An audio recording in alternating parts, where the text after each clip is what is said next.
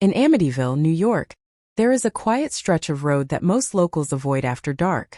Not because of traffic, but because of what happens there when the lights go out.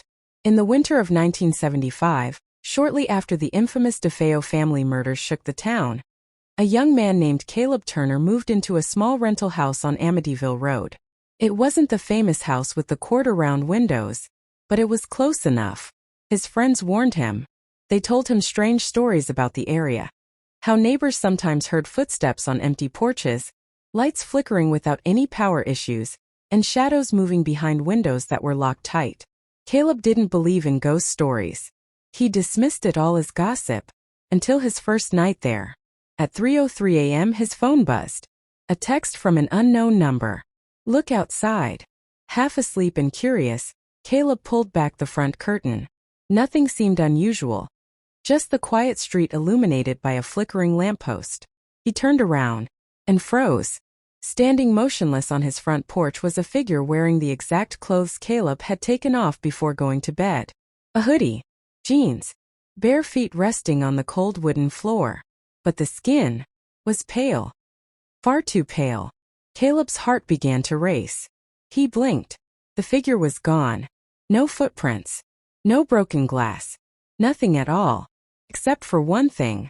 An imprint in the dust. A footprint so sharp, so detailed it couldn't have been left by the wind. Caleb tried to sleep. But at 3:11 a.m. it happened again. His phone buzzed. Again. This time Caleb didn't look. Instead he turned on every light, the living room, kitchen, hallway, even the porch light. His phone buzzed again. "You should look."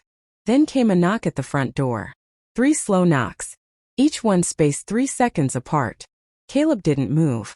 Another message appeared. "Please." He slowly lifted the curtain. And there it was again. The same figure, hands pressed flat against the glass.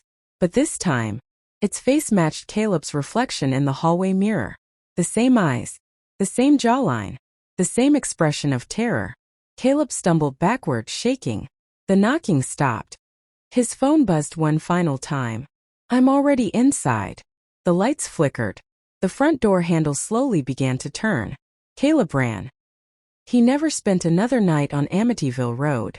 Years later, when Caleb finally spoke publicly about what happened, investigators checked his old phone records. There was no unknown number. Only messages timestamped 3:11 a.m., sent from a phone that had been deactivated years earlier, before Caleb had ever rented the house.